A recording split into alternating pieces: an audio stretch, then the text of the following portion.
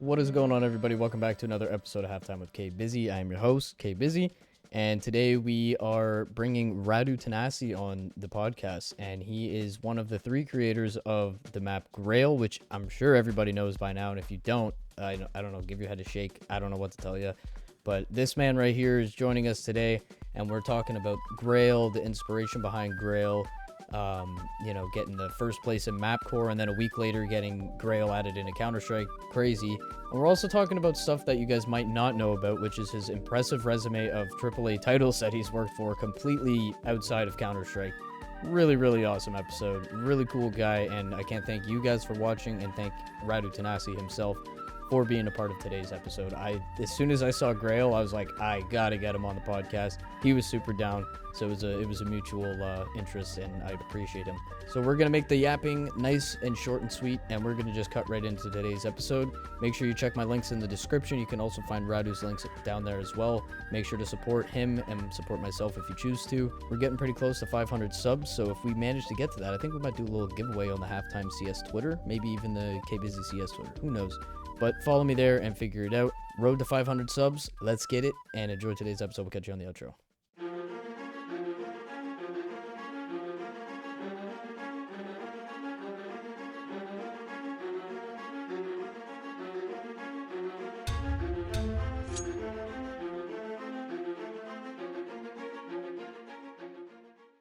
Hi, Hey, man, how are you? I am good. Good. Good to hear. Yeah, let's do it. All right, perfect. And first and foremost, like before we get started too, like thank you again for your time and, scheduling this and, keeping your word. I appreciate that, man. Thank you very much. Yeah, thanks for inviting me on the show. Yeah, absolutely, man. So tell me, what was it that got you playing Counter-Strike? Did somebody kind of introduce you to the game? Did you just stumble across it by yourself? Like, how did this fall into your lap? So that happened a long time ago. I think about 20 years ago. It was sometime during the mid 2000s, maybe 2005, 2006. I was at the countryside, and one of my cousins had an idea that we'd go to a LAN house and play some games. And one of the games we played was Counter-Strike 1.6. We played um, CS Estate with infinite money and just had a 1v1 match on that map, just playing against each other. Hell yeah. And that was my first taste of CS. But it wouldn't be until I think maybe a year later. So I don't know, sometime maybe in 2007 when my parents got us an internet subscription, and I got on the internet. Then I managed to get a hold of Counter Strike 1.6 again, and I could, you know, experience it online, playing against people. So that's really what um, sparked my interest at the time. Was the just the novelty for me then of playing each match differently with people and just going for all the matches. Playing Counter Strike by myself with bots, would only go so far. Yeah. But once you play against people, it's a lot more dynamic and interesting. Yeah, it just changes everything. And like the 1.6 was like the golden ages, right? Like that's what everybody refers to. So to grow up and start playing in that time, that was probably an amazing thing to look back on it now.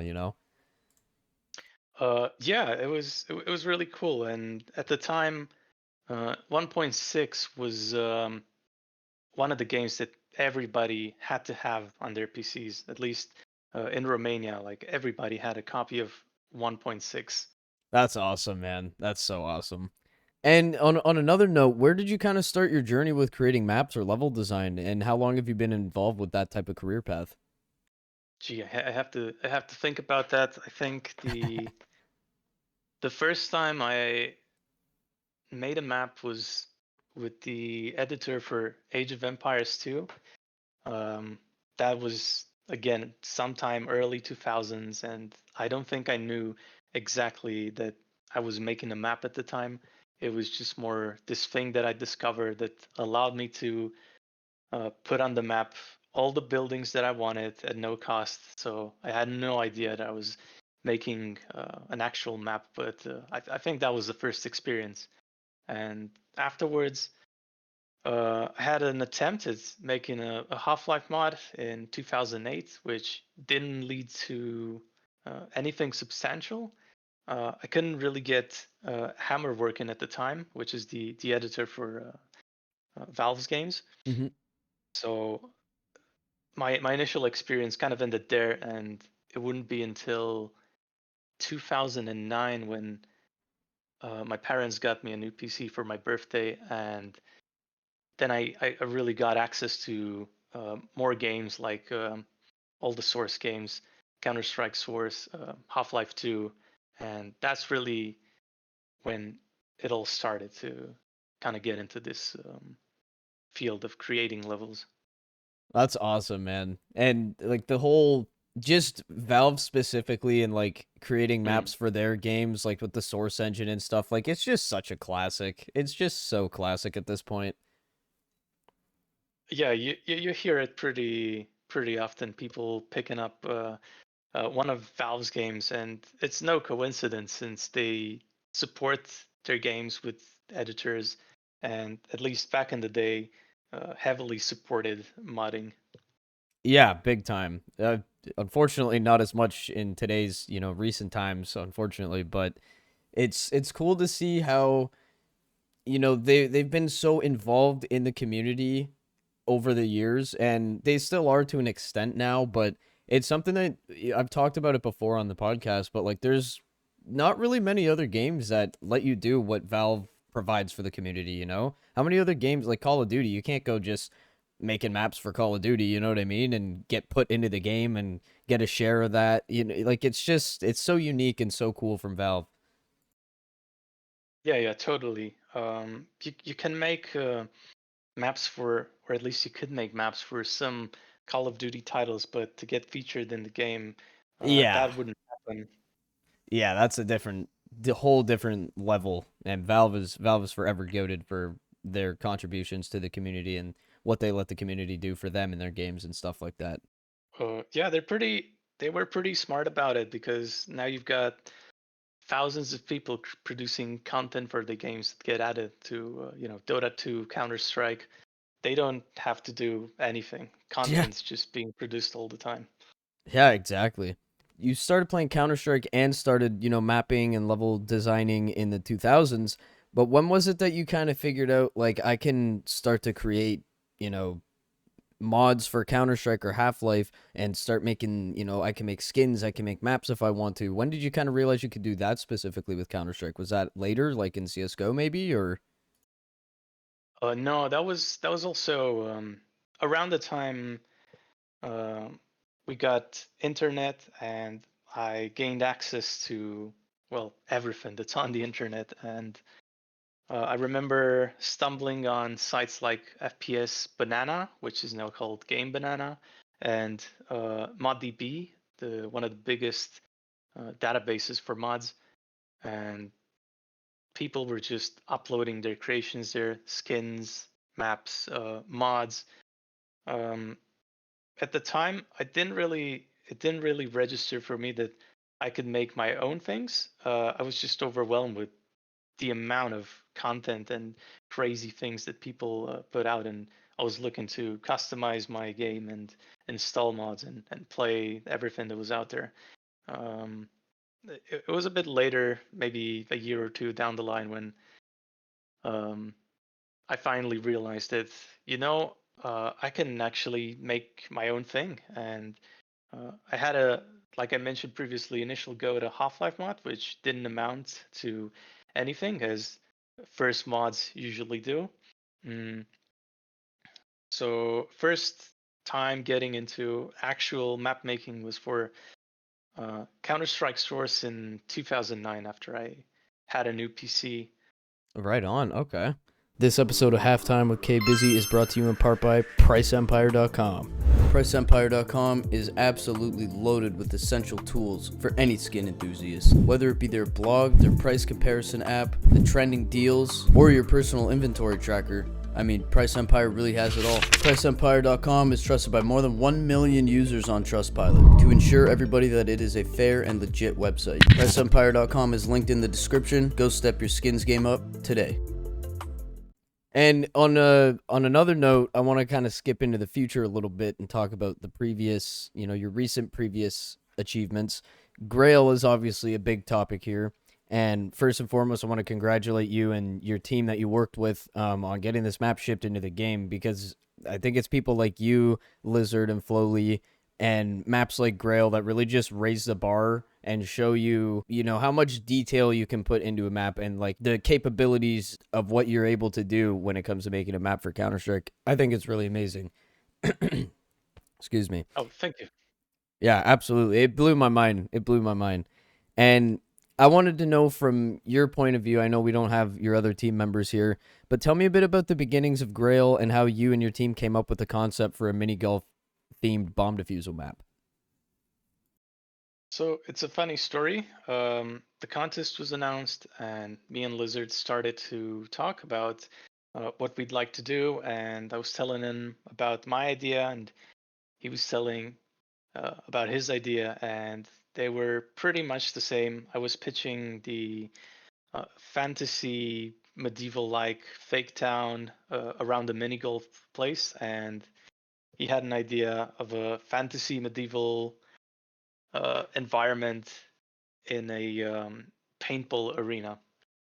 So at that point, it kind of makes sense for the both of us to team up and collaborate for this one. And after we discussed, we decided to go with the mini golf theme, which is something that I had been interested as a kid. I always had a fascination with mini golf, and was actually thinking about doing a map in that style for a while. I was just waiting for an excuse to do it, and the contest kind of provided that.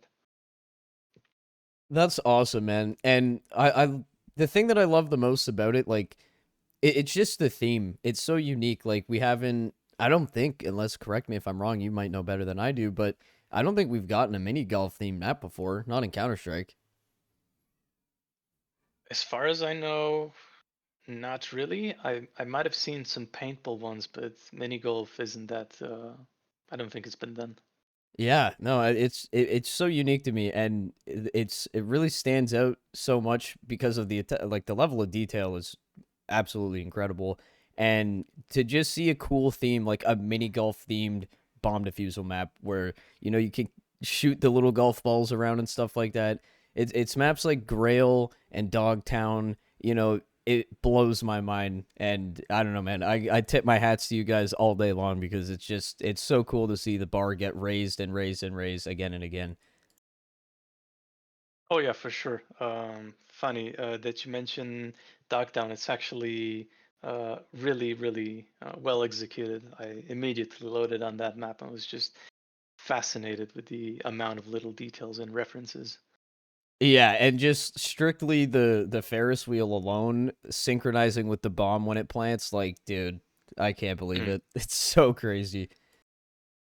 Yeah, it's cool when people have the opportunity to add all these small little details.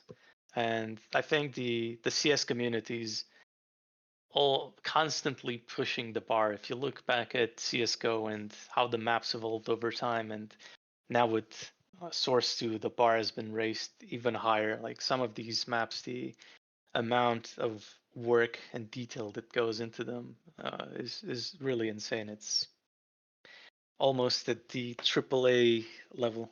Exactly, yeah. And it's, if Valve didn't provide this opportunity for people like you and Lizard and Flowly and, just the community, who's to say we would ever see a map like Grail? I don't think they have an interest on making a map that crazy. I really don't. Yeah, yeah, for sure. This was a big experiment, I think, for Valve to kind of put it in game and see how people react to it. Because even us, like, we were, we half knew that the community is going to have a strong reaction to it. We just didn't know, how strong or how exactly people would react. But it was so different than anything in the game. Yeah, for sure. And of course, Grail was featured in MapCore's Big Adventures mapping contest, which you guys took first place in the contest, which was awesome to see. Well deserved, in my opinion. With all the other talented mappers and awesome submissions in that contest, were you and your team expecting the first place finish on May 5th, or were you guys kind of like nervous on how you would place? In the beginning, when we started the project and we put together all the ideas, I think at least I was confident that we had a good shot towards the first place. But towards the end, I kind of lost that confidence. I know that the team was hoping to place at least in the top four, and the reason why we kind of lost that confidence over time was that everybody just managed to deliver some incredible entries. So it wasn't just a matter of we've got some crazy ideas and stuff that's never been done before, and everybody else was also just bringing a lot of quality work and detail. Like some maps might have been so um, unique in terms of theming, but the the execution was really well done, really well polished. Yeah, absolutely. And on May 7th, just 2 days after you guys had won the Map Core contest, like not even a full 48 hours later, Valve releases an update at a time where we're not really getting a lot of love in the community from Valve. And they drop a large update where there was a bunch of new features to the game and some new maps. And of course, one of these maps are Grail. So not only did you win a contest in first place, but now you've pretty much just hit the contest jackpot and you guys got your map in the game actually, so everybody can play it. How did you guys feel to get another massive achievement with Grail in such a short amount of time? Were you guys expecting this to all happen so quickly, or like what was happening there? The thing with Valve was that they actually contacted us a week before the contest results were announced, even. Oh, So wow. I think they just took a massive gamble that Grail would place first, at least, or be in the top four. And for us, it was funny to see kind of the conversation going around it, because some people were skeptical that Grail was even going to place in top four or be featured in the game in its current state without changes. Wow, is that right? That's crazy. When you guys are making the map and stuff, when it's getting close to, okay, let's put this on the workshop now, when it's all pretty much said and done, are you guys like, obviously everybody's goal as a map maker or a level designer is to get their work featured in the game, of course. But did you guys have an idea like, oh, this is gonna probably make it to the game because it's just so much different than most maps that are out there on the community workshop? For sure, we try to take into consideration some things, like the theme, for instance. You can't go for anything because some are just a big no-no. You can't really touch those themes with a 10-foot stick or something. Um, but otherwise, you can really only hope that the map's gonna make it in game. There's no direct line of communication with Valve. Unfortunately, we really don't have any control on that. We can just uh, take some educated guesses, do something that's interesting to us, and then hope for the best. Yeah, for sure. And like you said, there's no direct line of contact with them. So pretty much when you put your map on the workshop, like I guess they would obviously find your guys' emails and let you know, hey, we're gonna select your map to be put into the game. And is there really like a time frame of when they'll do that, or is it like everything just completely random? I don't know how much you can talk about that. I'm not trying to get you in trouble. We could just get past it if you can't talk about it. Just curious. Sure. Yeah. I mean, they own Steam, so they have access to our email addresses. Yeah. Contacting us is not not an issue. As for time frame, typically, I think it's always done pretty close to an update, so not much more than a week or two before it. Man, that must be the I've talked with map creators and skin designers and stuff on the podcast before, and just like for me to think about like being someone that's creating something for the workshop and to just open up your email and just see that email, like that must be the most wicked feeling in the whole world. Oh, for sure, it can be a big surprise to see the mail there. Like you almost can't believe that. Oh man, they actually contacted us about this. That's cool. And like sure, yeah, you get to, get a bit of a paycheck out of it. But to me, just the thought of like you are now a piece of Counter Strike history, like you and your team, rather, not, I'm trying to include everybody, but you guys as a team and your product, it's a part of Counter Strike history now. It'll always be remembered in Counter Strike. You know what I mean? Like that's so cool. It's so cool. Yeah, that's a great feeling for sure. And we're always proud. I think everybody in the mapping community is always proud when they have their work featured in the game. Yeah, not sure what more to add there, but yeah. Yeah, 100%. And one more thing I'll touch on real quick before I ask you my next question is, if you're, let's say this is your first time, for argument's sake, like I'm gonna start going and making maps and making skins and stuff like that.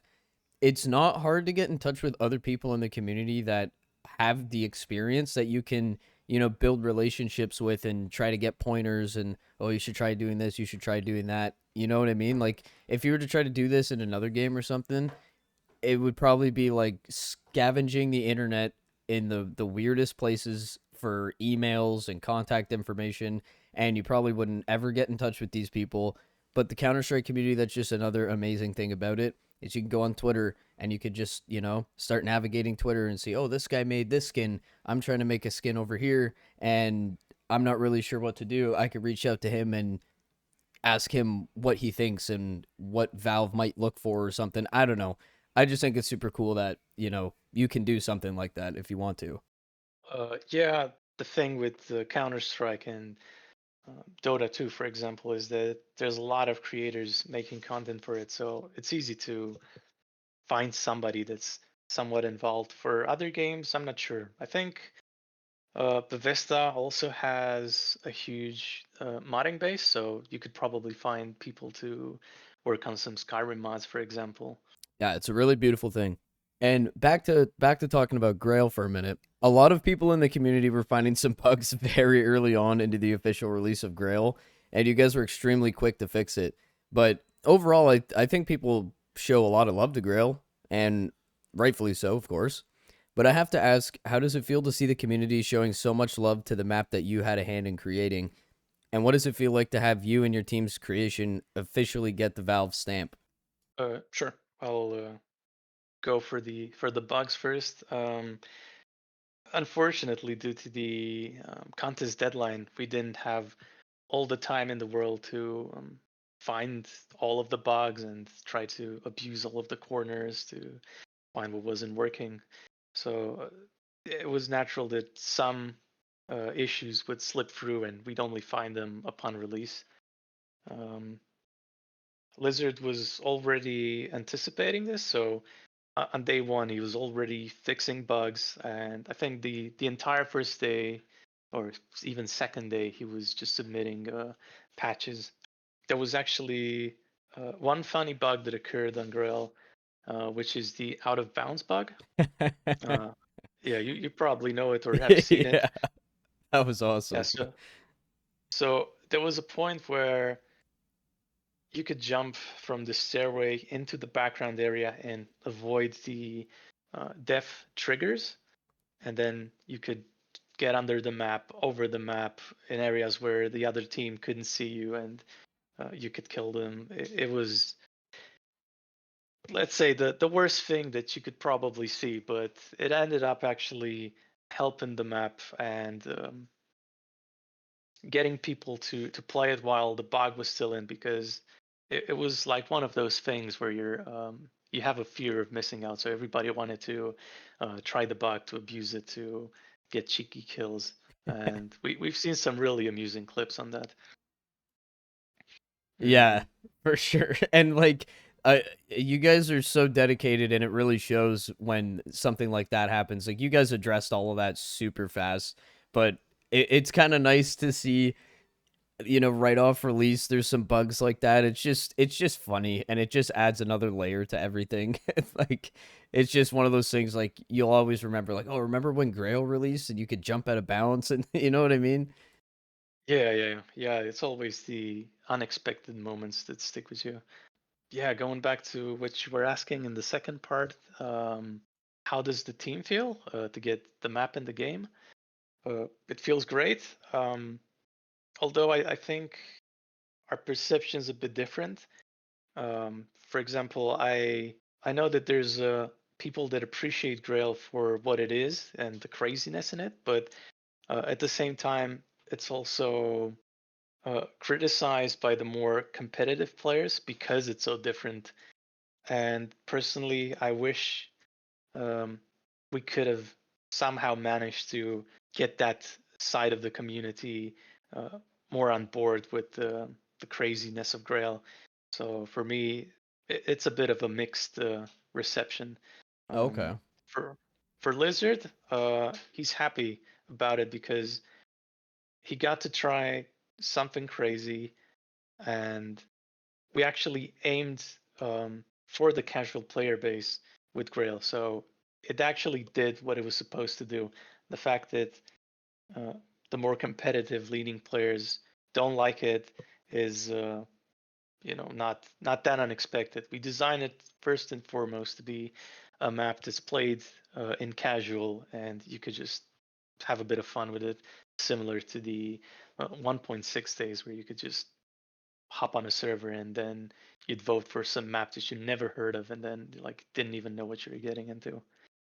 Um, for Flo, this is his first CS map that he's ever worked on, and for him it was just unthinkable to like work on a map, win the contest, and then it's featured in game. So I think he's over the moon, happy about it. Yeah, I mean, what an achievement for the first piece of Counter Strike work that you've worked on. You win Mm. map core, and then it gets put into the game. I mean, it doesn't get much better than that. Yeah, that was some insane luck on his part. He probably loves you guys. Well, we haven't officially asked him that, but I think it's safe to assume so. I would hope so. So this might strike people as a bit of a surprise, and they might not expect this. But besides your work in Counter Strike, some people may or may not know this, but you actually have a really fucking impressive resume of work. You've worked on the Crew Motorfest as a level designer. You've worked on Ghost Recon Breakpoint and Frontline before it got canceled. You've worked on Crisis 4 and even Hunt Showdown, all for level designing, which I think is just like absolutely crazy. I find this so fascinating that you have such an extensive background in level design that dates back to over 5 years ago. So I wanted to know, we kind of touched base at the beginning of this, how you kind of started getting involved with making maps for Counter Strike, and you were talking about modding for Half Life and stuff. But when it comes to level design and map design as a whole, how did you get involved with all of these big titles and stuff like that? Yeah, so that's a bit of a wild ride.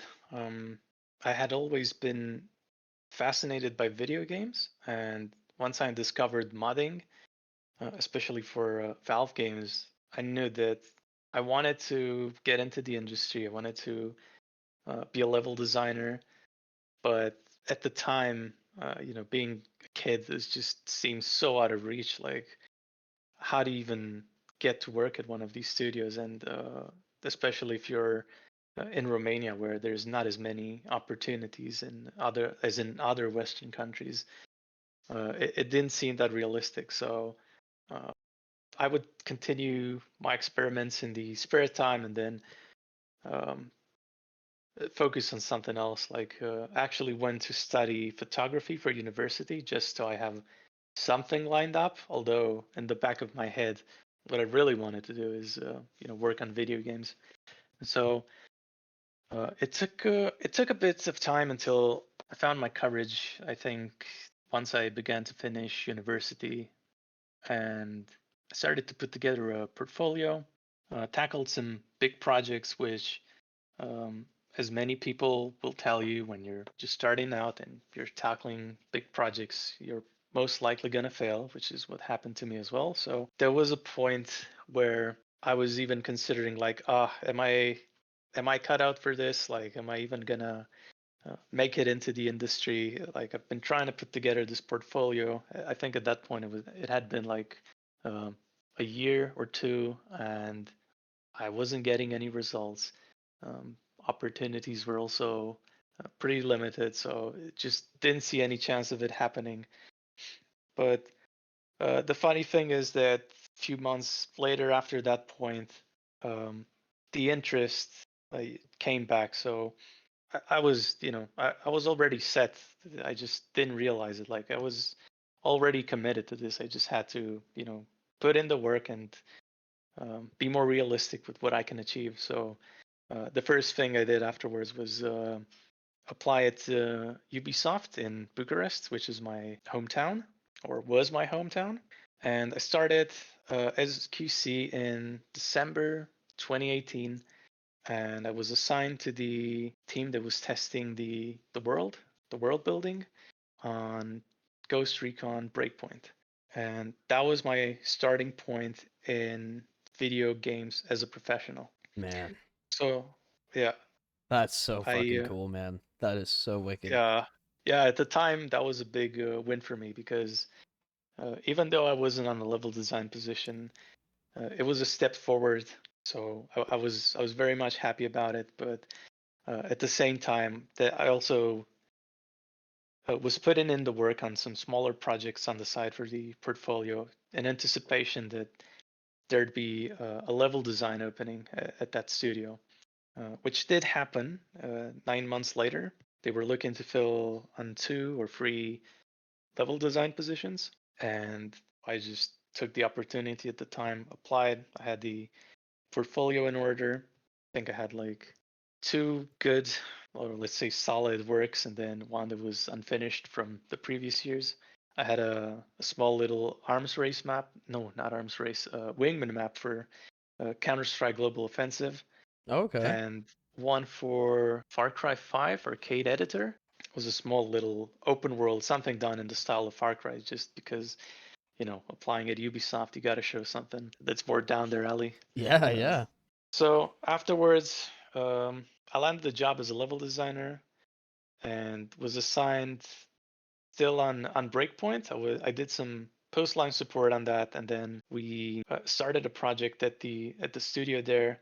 It was the development was being led by that studio in Bucharest on Ghost Recon Frontline, which was supposed to be massive 100 players extraction shooter. And at the time, some people would argue then that the battle royale craze had died down, but uh, games like Apex had just been released, and same for Call of Duty Modern Warfare. So it was still it was still possible that the game, if released in time, could gain a place on the market. Unfortunately, that didn't happen. Um, I worked for about 2 years on that project before it got canned. It got canned. Yeah, initially I was really happy about working on it. I thought that having that type of a project on your portfolio would definitely help your chances to, move forward. And so when it started to die down and it got canceled, uh, I would be lying if I said that I wasn't just a bit sad. Like so much work had gone into it, and then it just got shelved. Yeah, I mean that's like the worst possible thing that could happen. I mean, you just dedicated so many hours and so many days of your hard work just for nothing. Like that sucks, man. Yeah, yeah, yeah. Unfortunately, it's a common thing that happens in the industry, and especially nowadays, like a lot of projects have just been slashed and studios closed. I mean, at the end of the day though, like you can still put that on your resume. Like just because it didn't come out doesn't mean you didn't work on it for 2 years. Like that's still a huge feather in the cap. And I'm sure uh, other game developers that might want to hire you for work, like they would look at that and, you can't just look past that, you know what I mean? Oh yeah, for sure. The experience is there, and it's valuable. It's just a matter of like you cannot show per se exactly what you did. There's no um, screens to show, except unless there's some media releases, then you can include something like that. But you can't really go into specifics most of the times. Yeah, yeah. That's awesome, man. It's just so cool to see how many layers there are to your history and what you've done so far. It's really, really cool, man. Thank you. Yeah, I mean, I can keep going to Yeah, the other projects as well. I'd love to hear it. It fascinates me so much, seriously. Yeah. So at the time that this project got canceled, we got moved to a different project in the works at Ubisoft, which was the Crew Motorfest. And this is a racing game. It was developed at Ubisoft Ivory Tower, which is in Lyon, if I'm not mistaken. And we got put in there to help with some content um, ahead of their release. I think the game was due to release a year later. So that was a different sort of level design beast for me to tackle. I had never worked on racing games. I played some racing games, but never gotten into that type of design. It was cool to work on it, but at the same time, it really wasn't my cup of tea, let's say. So uh, I started to look to apply elsewhere. I'd actually planned to do that once this canceled project would have been released, but since that never happened, I had to apply anyway and hope for the best. So at the time, I had two opportunities. One was at Rebellion in the UK, and another one was at Techland in Poland. Okay. And Techland had just announced uh, a new IP, an open world fantasy RPG with some parkour elements, and they threw some big names from the industry that joined the project. My friend was working there, Lizard. Oh, So okay. we had actually known each other for a long time up to that point. It had been, I think, 11 years. We met playing Team Fortress 2 back in the day. Oh my god, that's so cool. Holy shit. Yeah, so I ended up going for Techland, and a few months later, I moved there. I moved to Wrocław and started work on this cool new game, with my longtime friend. So it was very much a dream come true for me to like get past that slump at Ubisoft and then uh, go to a more interesting project to work on. That's so amazing, Uh, man. And to know that you guys met off of Team Fortress and you've established everything that you have so far up to right now, like that is yeah, awesome, man. yeah, that was it's weird. It was a funny coincidence. Yeah, but unfortunately, the grass isn't always greener on the other side. So um, I think it was a few months into that project where things also kind of started to, I don't Ca- want to say ca- not slow down, but it became clear that the scope of the project was quite ambitious for the amount of available people working on it. You know, I feel like that's a very common thing in the industry. I feel like you hear that a lot. They just try to get, as little amount of people to do as much work as possible, and it's just not a great working environment. Yeah, that can definitely happen. Not just in our industry, but in many others, where you kind of underestimate the amount of work, or you're too generous with your timelines. Yeah, and I mean it's such a money-driven industry, especially in today's day and age with, cases openings and pack openings and battle passes and everything like that. So, the as little amount of money, how am I trying to say this? Development teams and companies, they don't want to obviously spend more than they have to, so they're probably trying to spend as little as they can at the beginning so that they can maximize the profits. But I just think that's messed up that that has to come at the cost of the people that actually create the game. Like that's messed up to me. Yeah, I mean, you always have a budget, and you somehow have to manage it. Um, but you can also be smart about your approach. If you tackle something in more limited scope, it can be okay. But sometimes you just end up with a lot of features that end up ballooning and spreading people too thin across many things. Yeah, for sure. So tell me, do you have any more plans in the future of level design, whether it be inside the world of Counter-Strike or beyond? Do you have anything else that you're, maybe a bucket list that you're trying to scratch things off of, or like, what's your next steps? That's a good question.